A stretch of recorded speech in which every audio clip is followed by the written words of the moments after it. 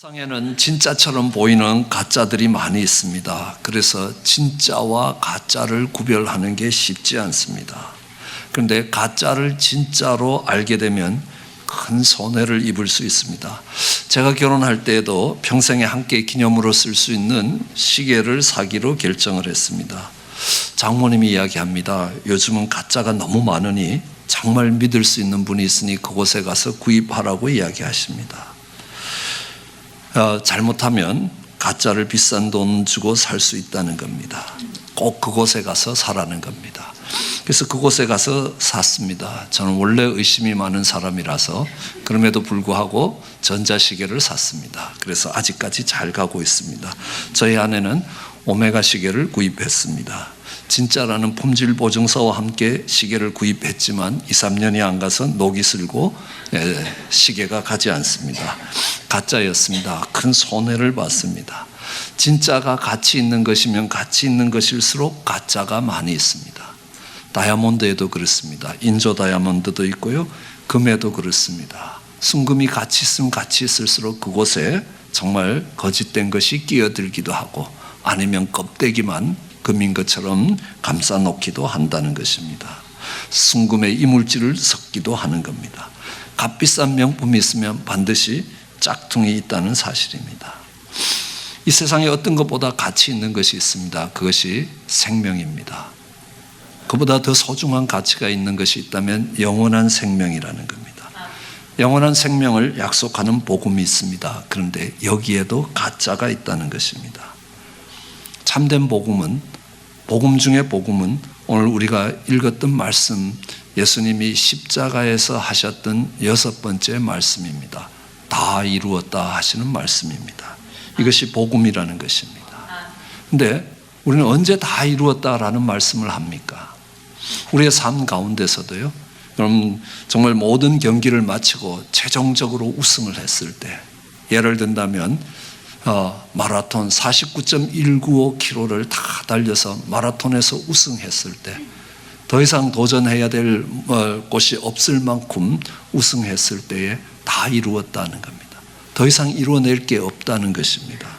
그리고 어려운 숙제를 또 학교에서 주는 프로젝트를 우리 학생들이 다 마쳤을 때 끝났다는 겁니다. 이제 더 할 게 없다는 것입니다. 많은 빚을 진 사람이 조금씩 빚을 갚았습니다. 다 갚았습니다. 이제 끝났다는 겁니다. 다 갚았다는 겁니다. 다 이루었다는 겁니다. 더 이상 갚아야 될 빚이 남아있지 않다는 사실입니다.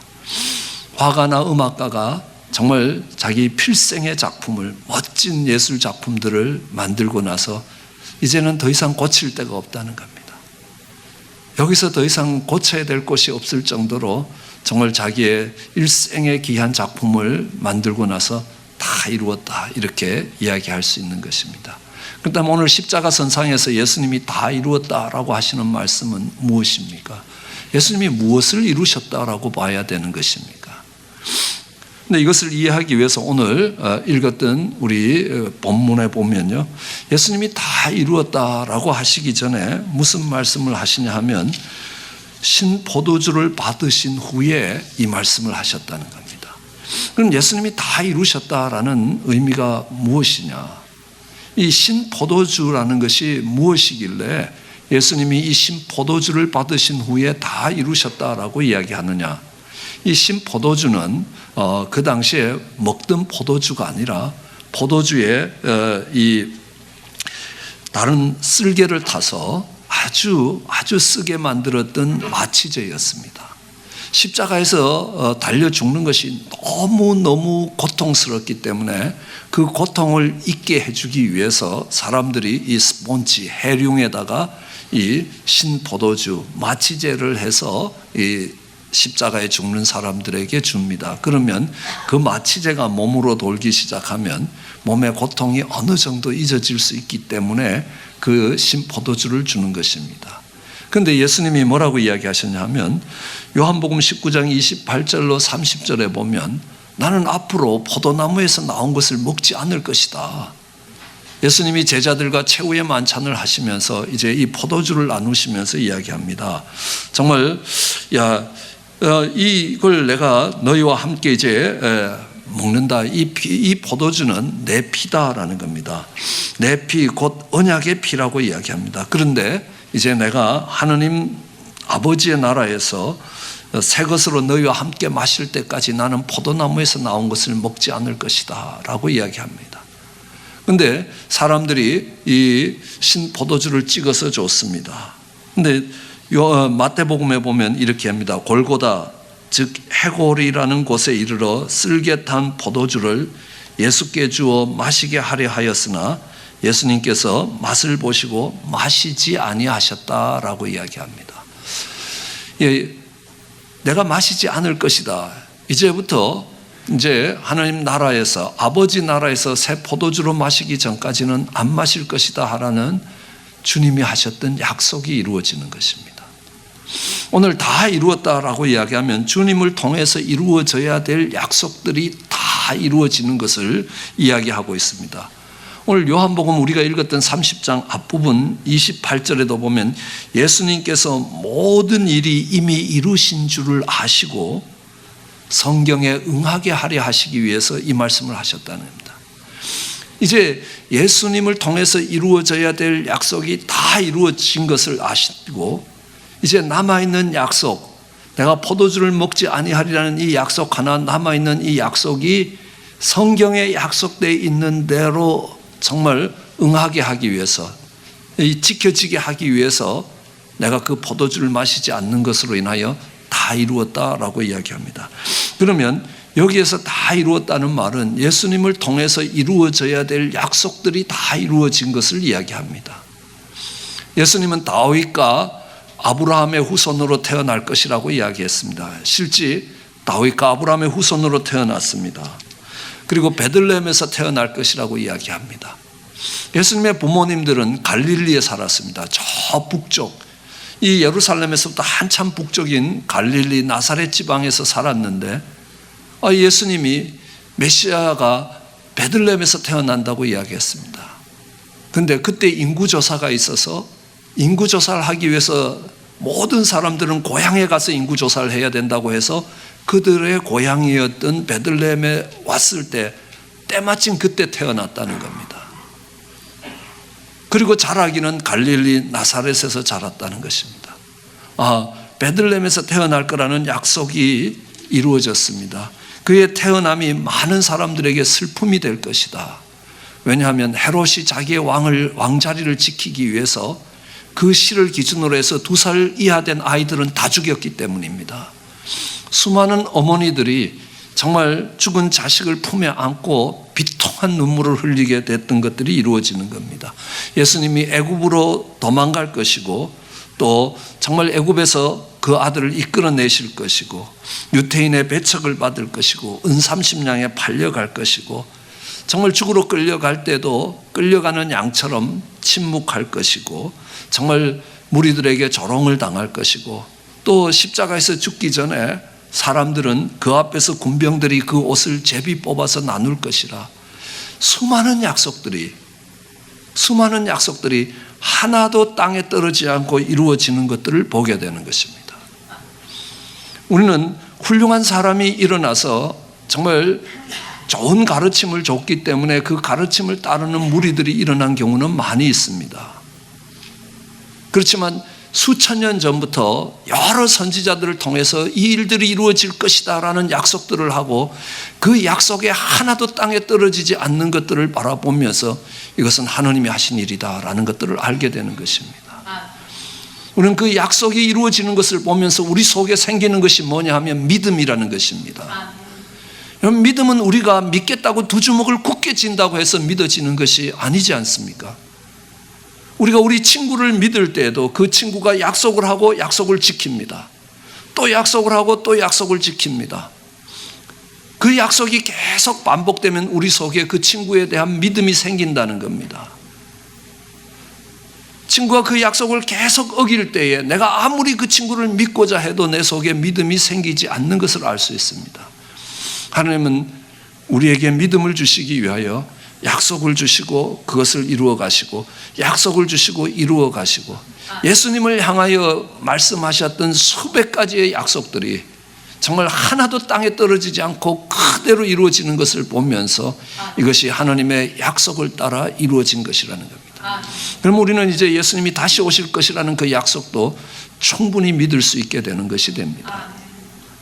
오늘 예수님이 다 이루었다는 것은 예수님을 통해서 이루어져야 될 약속들이 다 이루어지는 것들을 봅니다.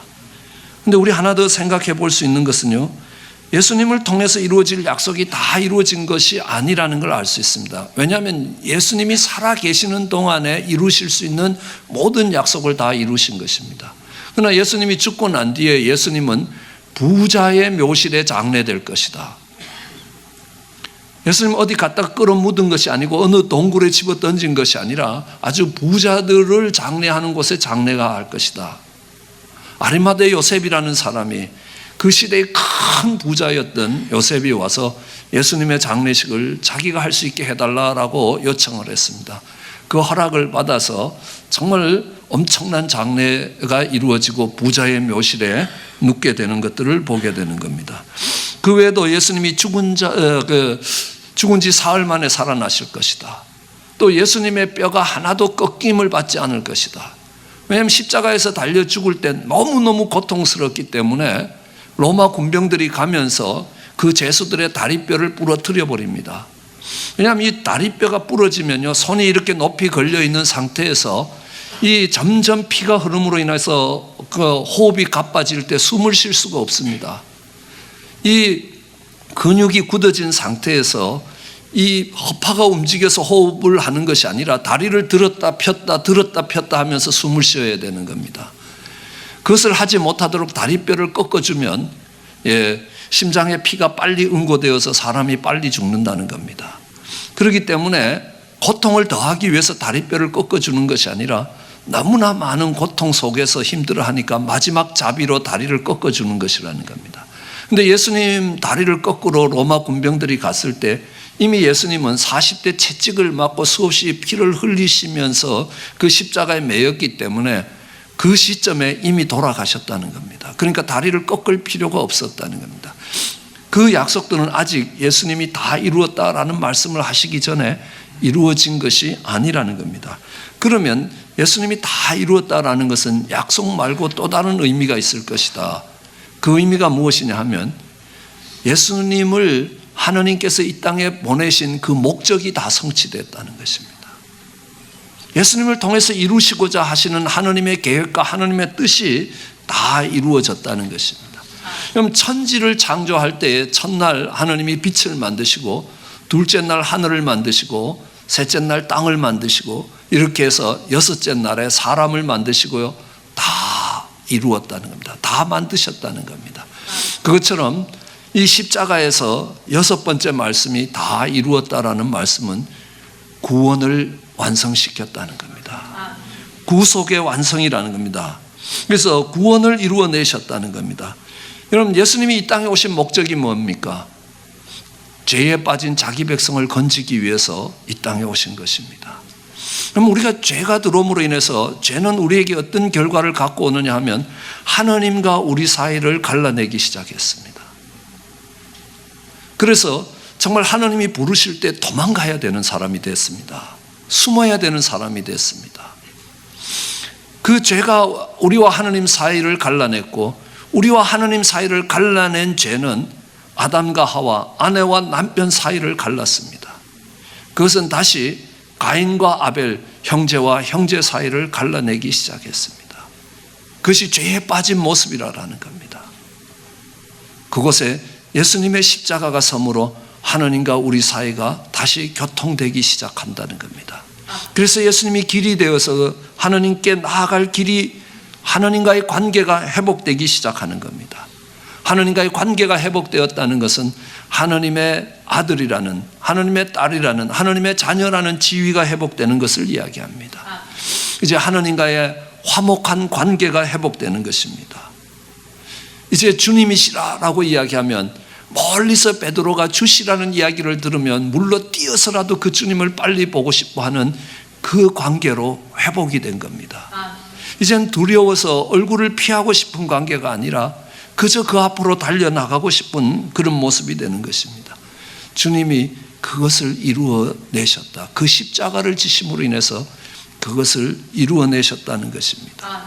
그 구원에 죄가 남겨놓은 멸망의 자리에서 그들을 건지시고 다시 하나님과의 관계를 회복하고 아내와 남편의 관계를 회복하고 형제와 자매들의 관계를 회복하고 계시다는 겁니다.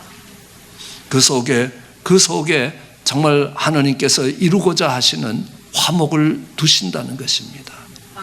이 구원을 이루시는데 구원에 필요한 것이 뭐냐 하면 율법의 요구라는 것입니다.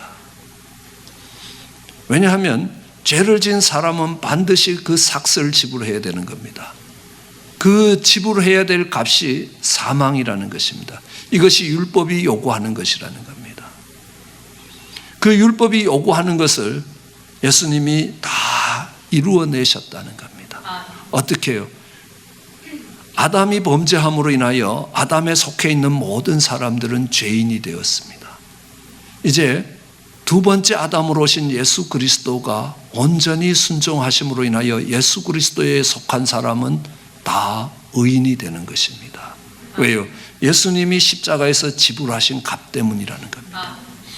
사망의 값을 예수님이 다 지불하시고 율법의 요구를 예수님이 지불하셨기 때문입니다. 예수님이 율법의 요구에 대해서 모든 것을 지불하셨다고 해서 율법이 폐지된다는 이야기가 아니라는 겁니다. 오히려 성경은 이야기합니다. 정말 내가 율법을 폐하러 온 것이 아니라 율법을 완성하러 왔다는 겁니다. 그런데 어떻게 완성하느냐? 우리로서는 그 일을 완성할 수 없다라는 걸 알아야 합니다. 로마서 8장 3절로 4절에는 율법이 육신으로 연약하여 할 수 없는 그것을 하느님이 하신다는 겁니다. 곧 죄로 인하여 자기 아들을 죄 있는 육신의 모양으로 보내어 육신의 죄를 정하사 육신을 좇지 않고 그 영을 좇아 행하는 우리에게 율법의 요구가 이루어지게 하려 하십니다. 우리가 그 율법의 값을 지불하고 율법의 요구를 맞춰낸 것이 아니라 하나님께서 하셨는데 하나님께서 그의 독생자를 정말 죄인의 모습으로 죄 있는 모습으로 육신을 입고 이 땅에 보내주셔서 정말 우리의 이웃이 되시고 우리의 고엘 기업 모르는 자가 되셔서 그 모든 것들을 지불하심으로 인하여 우리가 구원을 얻게 되는 것이라는 겁니다. 예수님이 율법의 모든 요구를 맞춰내셨다는 것은 우리에게 무엇을 의미하느냐 하면 율법이 더 이상 우리에게 요구할 것이 없다는 것을 이야기하는 겁니다. 덧붙일 일이 남아있지 않다는 겁니다. 우리가 해야 될 일들이 남아있는 것이 아니라는 겁니다. 구원을 위해서 우리가 해야 될 일들이 남아있지 않습니다.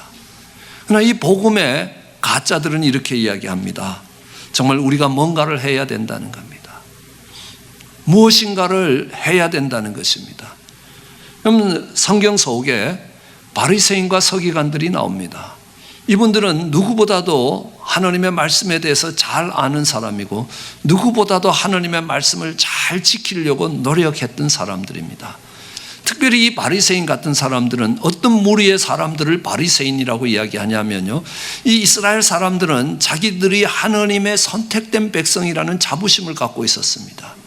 그런데 그들이 갖고 있던 자부심이 무너졌습니다. 왜냐하면 로마라는 나라가 군대를 끌고 와서 자기네 나라를 망하게 하고 자기네들을 다스리기 시작하는 겁니다. 로마에 종살이하기 시작하는 겁니다. 너무너무 고통스럽다는 겁니다. 생각해 보십시오. 전능하신 하나님이 우리의 하나님이신데 아니 저 로마가 쳐들어와서 우리를 짓밟고 있는데 하나님이 아무것도 안 해주신다는 사실이라는 겁니다.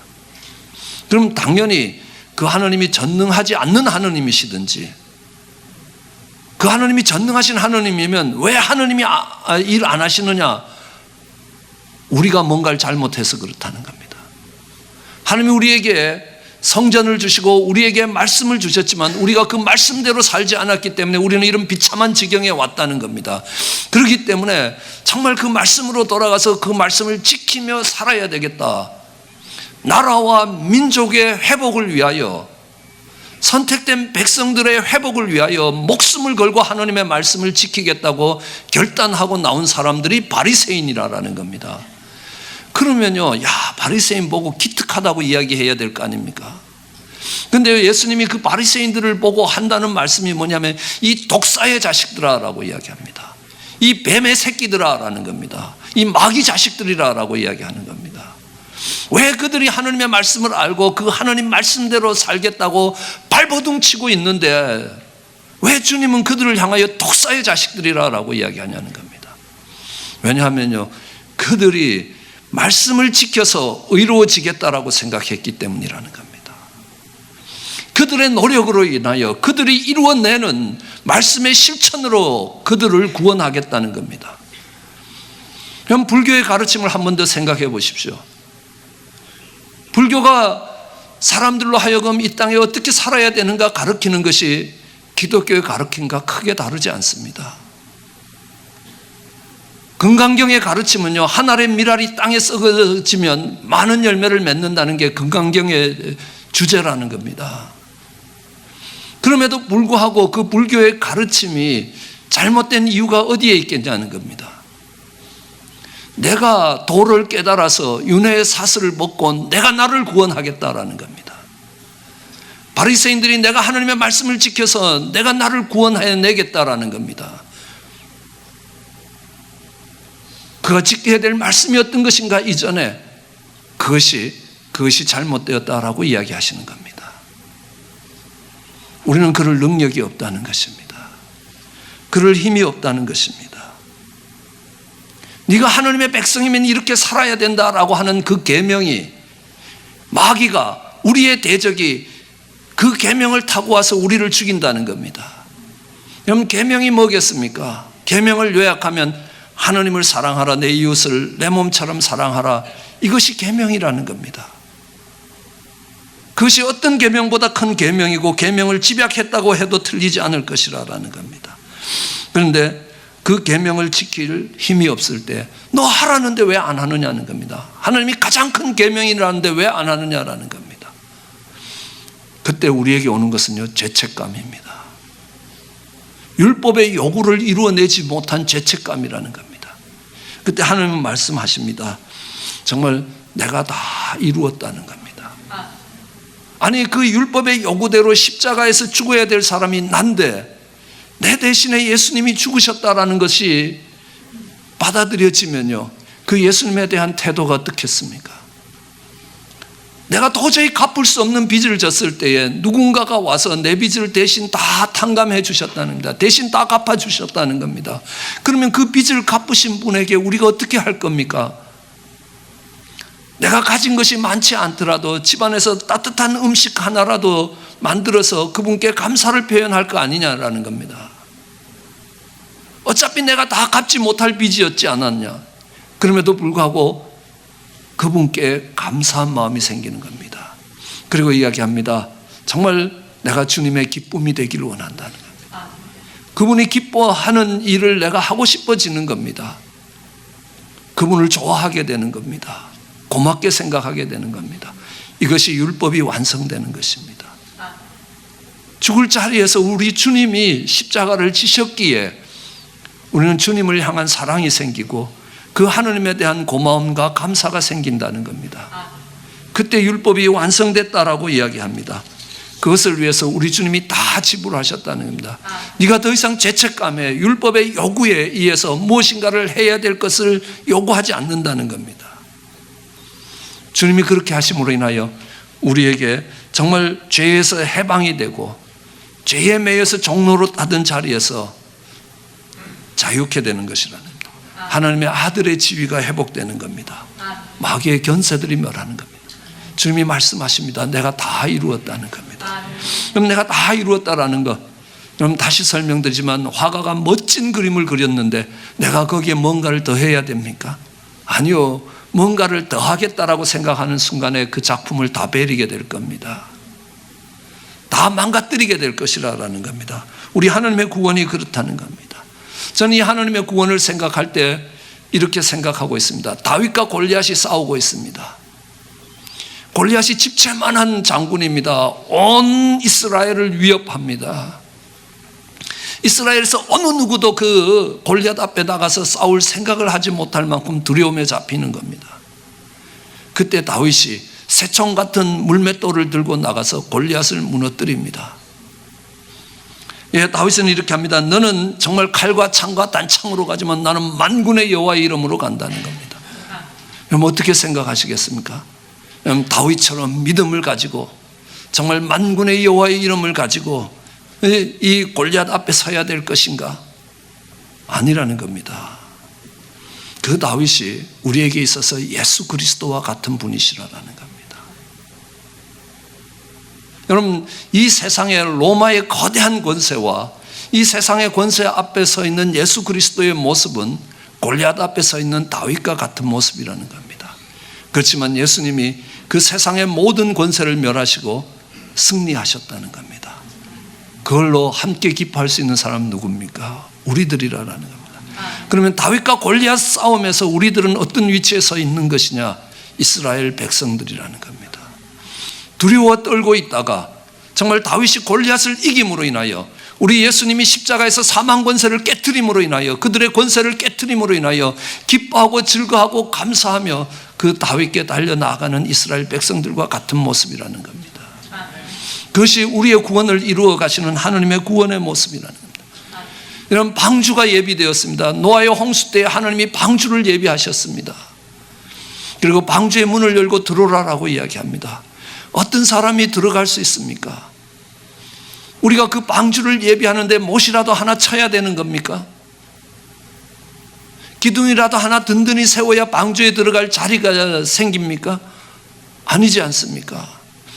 그 방주는 예비되어 있던 것입니다. 노아에 의해서 예비되었습니다. 예수 그리스도에 의해서 방주가 예비되어 있다는 겁니다. 누구든지 주의 이름을 부르며 그 방주 안으로 들어가는 자는 구원을 얻을 것이라고 약속하십니다. 누구든지 주의 이름을 부르는 자는 구원을 얻을 것이라고 약속하셨습니다. 그 방주에 들어갈 때 그 방주를 짓는데 기둥 세우고 못 박아야 되는 게 아니라는 겁니다. 믿음을 가지고 그 방주 안으로 들어가는 게 우리에게 남아있는 일이라는 겁니다. 범죄하여 정말 부끄러운 자리에 내려갔을 때에 하나님이 그들에게 가죽옷을 가지고 내려오셨습니다. 그럼 그 하나님이 드신 가죽옷이라는 것은 어떤 짐승인가가 피를 흘렸다는 겁니다. 그렇게 주님이 그 가죽옷을 예비했습니다. 우리는 짐승을 잡고 가죽옷을 만들어야 되는 게 아니라는 겁니다. 그건 하나님이 예비하실 것이라는 겁니다.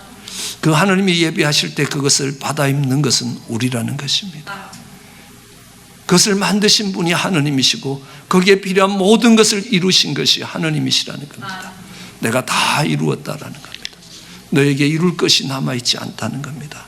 그러면 그 은혜 가운데서 정말 주님이 주신 구원을 받고 그 구원 속에서 감사와 감격으로 주님의 기쁨이 되기를 소원하는, 그것이 하나님이 계획하시고 하나님이 뜻하신 것이라는, 그것이 하나님이 우리에게 주시는 참된 복음이라는 겁니다.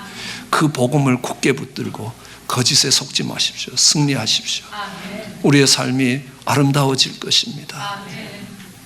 기도하시겠습니다. 하나님 아버지,